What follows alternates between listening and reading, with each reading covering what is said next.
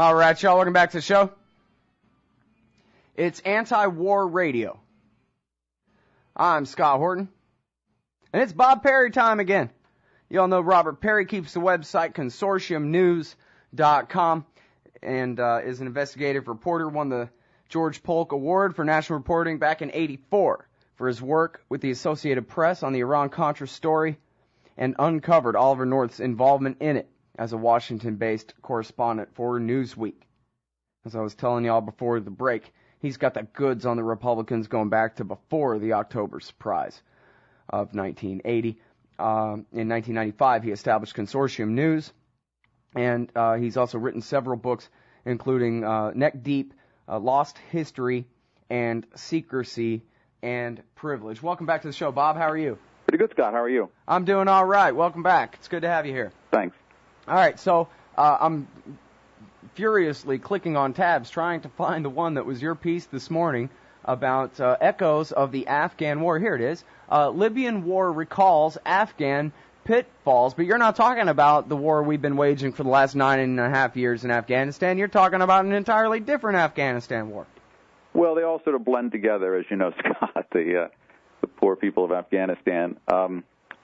But basically, yeah, the point I was making in the piece is that the Obama administration is worried about the Libyan operation, in part because of lessons that came from the 1980 effort by the Reagan administration to support these Islamic jihadists, the Mujahideen in Afghanistan, when they were fighting the Soviet Union and its troops. They were in Afghanistan trying to protect a communist regime in Kabul at the time. That regime had made a lot of changes in Afghanistan, including allowing women to have a great many more freedoms. Women were allowed to dress as they chose and take part in normal activities. And that had upset some of the more traditional Islamic fundamentalists in the countryside in Afghanistan, and they moved to get rid of that government by force. The Soviets back in 79-80 intervened militarily, and then especially under the Reagan administration, although this sort of begins a bit under Carter, the Reagan administration dramatically escalates the U.S. support for the Mujahideen and even encourages, through the CIA, Islamic fundamentalism. The thinking at the time was that it was so important to bloody the Soviet Union that it would be a cool idea to use Islam as one of the means to rally people against the atheistic communists. Mm-hmm. And the point that sort of bears on today is that this effort to build up these forces, these Islamic forces in Afghanistan, which also included bringing in jihadists from other Muslim countries, particularly Saudi Arabia, where Osama bin Laden joins the effort. That this had unintended consequences. There was the blowback from this included the expansion of these Islamic fundamentalist movements, the Taliban taking over Afghanistan in '96, and providing a safe haven for Al Qaeda and for Bin Laden, and providing that base that was then enabled Al Qaeda to attack the United States. So you have, which then of course brought about the second phase of the war in Afghanistan and the invasion of Iraq. And all the mayhem that has followed. So you had this effort, this sort of sorcerer's apprentice situation where the Reagan people thought they were very cool in stirring up this trouble, supposedly hurt the Soviets, but it ended up having this tremendous blowback for the United States in these wars that we're still fighting in the Middle East. Mm-hmm. Well, I think you got to admit that if it was on purpose, it would be pretty smart, right? Like, hey, we can use these guys and then use them as an enemy for later on. Well, I suppose there's that point. Another interesting point, though, relating to Libya, is that there's always this tendency in Washington to be the most macho person speaking or posturing. we see it not only with politicians, but we see it with the pundits. They compete with each other almost on some of these talk shows to be the most belligerent. And in some ways, they help frame the debate, which only allows for a military response or the most violent response. We've seen that happen. So so you also saw that effect when you get to the latter part of the 1980s, when the Soviets under Gorbachev say they are going to withdraw their troops and do so in February of '89. They propose at that point a negotiated settlement. Gorbachev wants to have a coalition government of some kind. There was the communist leader Najibullah, and Gorbachev was interested in having some of the Mujahideen come in and have a kind of national unity government and try to bring some peace to Afghanistan. This was in '89, and the new Bush 1 administration at that point felt that wasn't what they wanted. They wanted a total triumph. They wanted to rub the Soviets' face in this.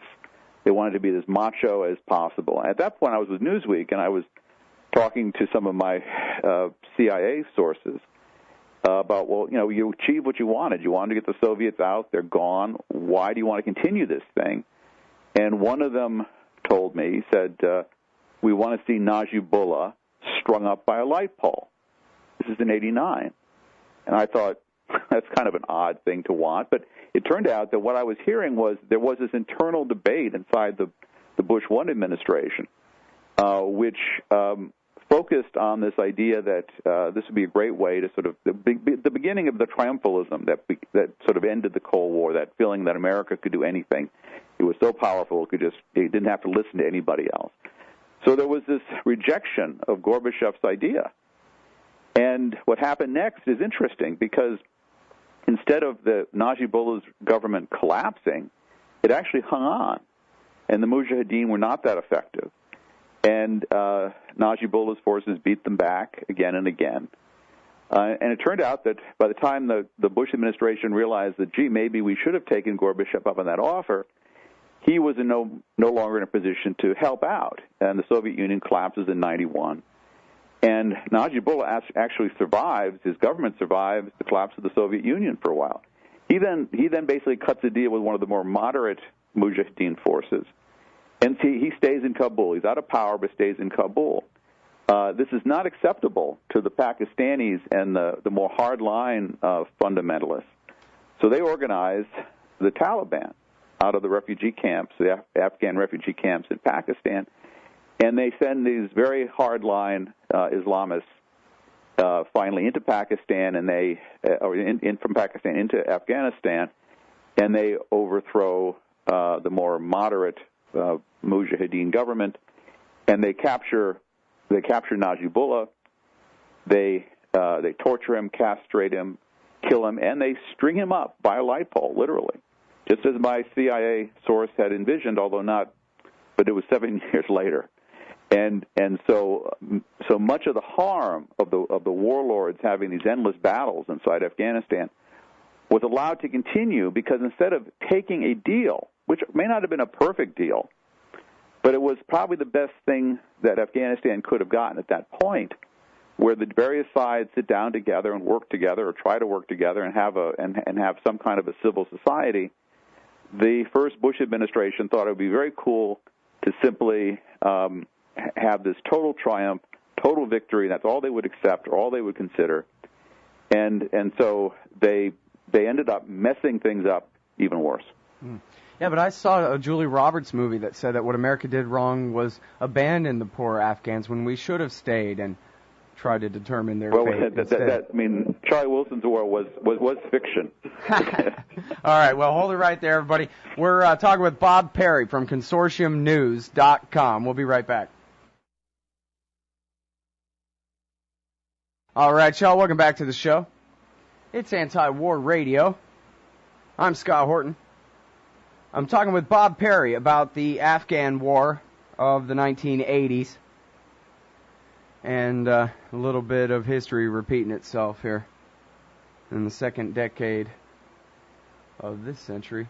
So let's talk a little bit more, Bob, about these parallels with the Libyan war. It is sort of an outsourced thing, at least for now. They're not sending in the Marines, although I don't know how long they're going to be able to wait. Well, there's been an interesting development where there's been this overture from the Gaddafi side. One of Gaddafi's sons has proposed that the father, Muammar Gaddafi, be eased out, and that a transition to a parliamentary democracy be begun, and that would seem to be the kind of negotiated possibility that has a lot of promise. But again, much as we saw in '89, when, as I said, the first Bush administration rebuffed Gorbachev on a peace deal for Afghanistan, we're seeing the hardliners say, no, we must have victory, we must have it our way. And only a wimp or a soft person would even think about negotiating. Yeah, unconditional surrender. Right. So it becomes a macho thing to demand things that the other side is probably not going to give you, and then rely on force to get it. There's a parallel there also, by the way, with what happened with Saddam Hussein in 2003, in 2002 and 2003, when the Bush II administration made all these demands about him leaving the country and so forth, or be forced to invade, and so of course they were forced to invade. Now and the Rambouillet Accords in 1999 too. They said Milosevic has signed this thing that allows us to occupy every square inch of Serbia, and that was the peace agreement that because he refused to sign it, we got to bomb him now. Right. So you end up sometimes with the U.S. Government and its allies getting carried away with this triumphalism, this idea that America can simply dictate terms. And that is, first of all, it leads the United States into some disastrous decisions. But perhaps more importantly, it makes those areas of the world places of great catastrophe. In Afghanistan, if George H.W. Bush had simply said, "Okay, Gorbachev, you have an idea for a kind of a coalition government. Let's go with it. Let's see what we can do there." The U.S. had gotten its main objective, which was the Soviet Union to leave. They had left. Bush had to sign a new intelligence finding, because the old intelligence finding was the U.S. was going to support covertly the Mujahideen to get the Russians to leave. But so the Soviets had left. But there was a key moment. He could have gone the other way.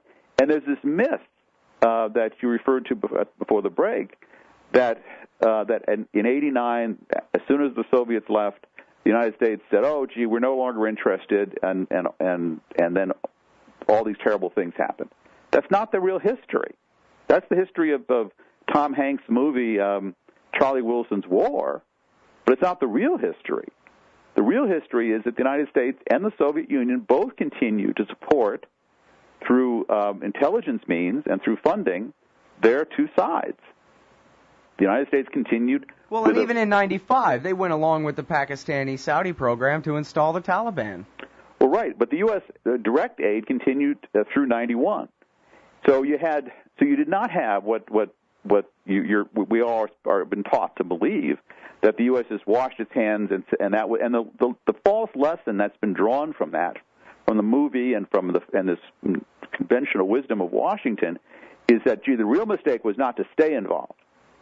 But the real mistake was that the U.S. did stay involved, and instead of negotiating a settlement, decided it wanted total victory. That was the real failure. And frankly, the interesting thing is that the Obama administration knows that. They know it in part because a key figure in all those bad decisions in the 1980s and in '89 and subsequent involved a person named Robert Gates, who had been the deputy director of CIA in the 1980s.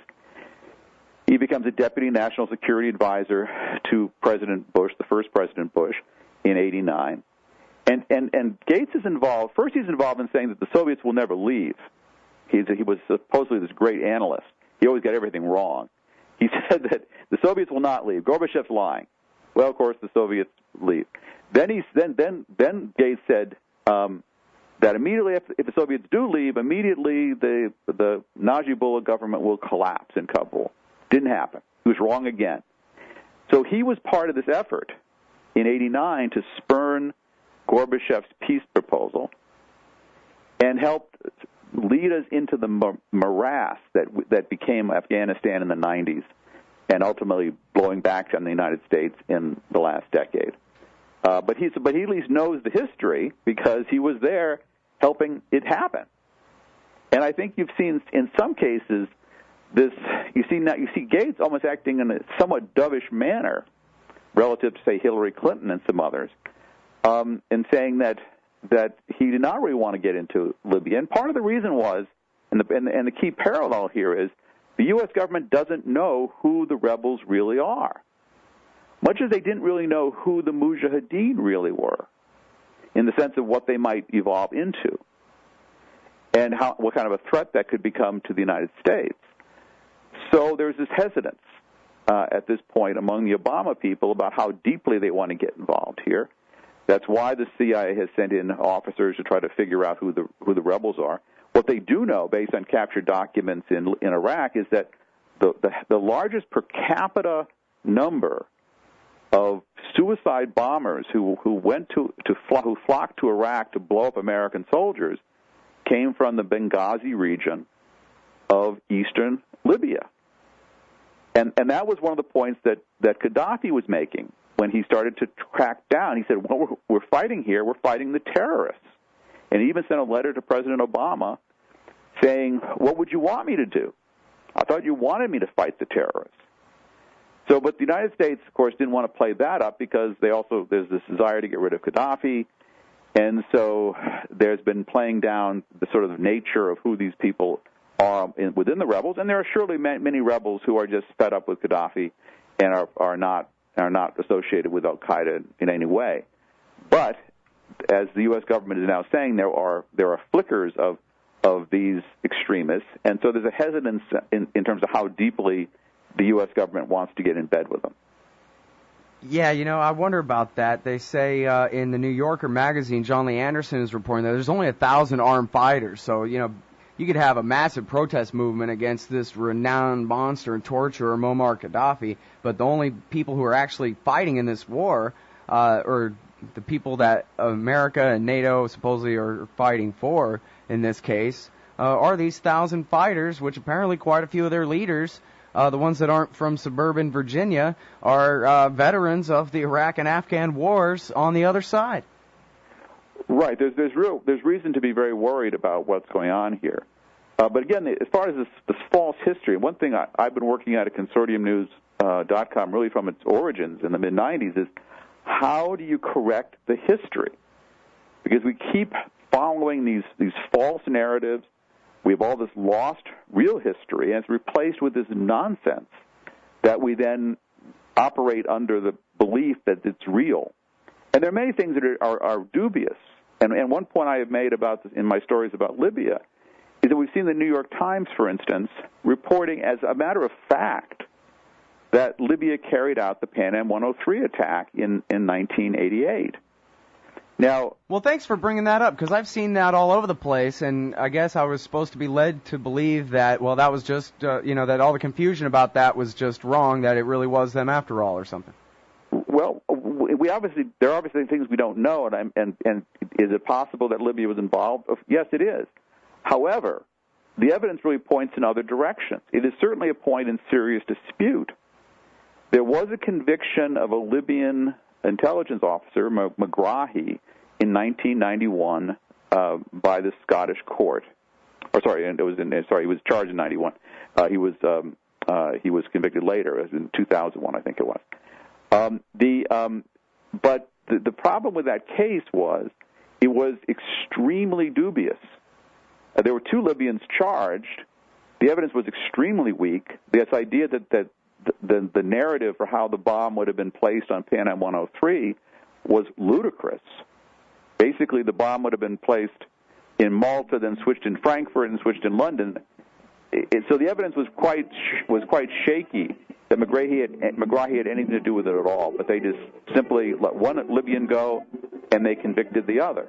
All right. Well, I'm sorry. We're going to have to hopefully maybe do a whole interview about that. Seems like you really know your stuff on that story, but we're all out of time right now. Thanks for your time. It's been great. Thank you, Scott. Everybody, that's the heroic Robert Parry, consortiumnews.com.